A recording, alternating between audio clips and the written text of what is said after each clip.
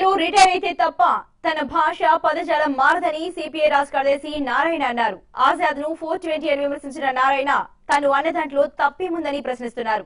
ప్రజా భాష ఇతరులను బాధించినా తనకు సంబంధం లేదంటున్న నారాయణతో మా ప్రతినిధి బొమ్మ ఫేస్ టు ఫేస్.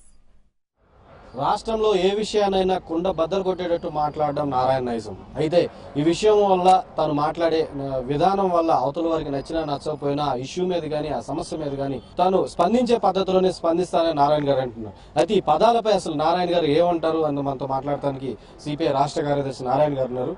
సార్ మీరు చెప్పండి, ఇప్పుడు మళ్ళీ మీరు ఆజాద్ గారిని 420 అన్నారు, గతంలో చాలా సార్లు విమర్శించారు వేరే ఇతరులు, అవి కూడా చాలా మంది మనోభావాలు దెబ్బతీశాను అంటున్నారు. దీని పట్ల మీరు ఏమనుకుంటారు? మామూలుగా మేము ప్రజలను రిప్రజెంట్ చేస్తున్నప్పుడు ఆ ప్రజలకు ఇబ్బంది పడుతున్నప్పుడు ఆ ప్రజల బాధ మా బాధగా స్పందించి మేము కామెంట్ చేస్తాం. ఇప్పుడు ఆజాద్ 420 ఎందుకన్నాను? అఖిలపక్ష సమావేశం చేసింది మీరే, చేసి ఒక నెల రోజులు టైం అడిగింది మీరే, అధికారపూర్వకంగా హామీ ఇచ్చిన తర్వాత మళ్ళీ మేము మాట మార్చేస్తున్నాం. వారం అంటే 7 రోజులు కాదు, నెల అంటే 30 రోజులు కాదు అనేటువంటి మాట మారడం అంటే ఇంతకన్నా తోటి కమ్యూనిస్టు పార్టీలకు సంబంధించి కానీ వాళ్ళు కూడా భావోద్వేగాలకు ఉన్నా లేకపోతే ప్రజలకి రిప్రజెంటేషన్ ఉన్నా ఈ విధంగా పదజాలాన్ని ఉపయోగించట్లేదు, నారాయణ గారికి నోట్లో నాలుగు కూడా లేదని కూడా విమర్శిస్తున్నారు. దీని పట్ల మీరేమనుకుంటున్నారు? బేసిక్గా ఈ పదాలు వచ్చే సందర్భం కూడా ఎలా ఉంది? నాలుగుంది కాబట్టి స్పష్టంగా చెప్తున్నా, నాలుగుంది కాబట్టి స్పష్టంగా విమర్శిస్తున్నా, నాలుగుండి ఉంది కాబట్టి ఘాటుగా విమర్శిస్తున్నా. దీన్ని తట్టుకోలేకపోతే నేను చేయగలిగిందేం లేదు. మీరు చేసిన తప్పు ఉందని తేల్చండి.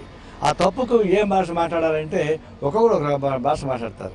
నాకు వచ్చిన భాష నేను మాట్లాడుతున్నా. దాని మీనింగ్ తప్పు ఉందా? 420 అనే దానికి నేను తప్పు అనుకుంటే మరి కోర్టు ఎందుకు డైరెక్షన్ ఇచ్చింది? వాళ్ళని కేసు పెట్టమని చెప్పేది.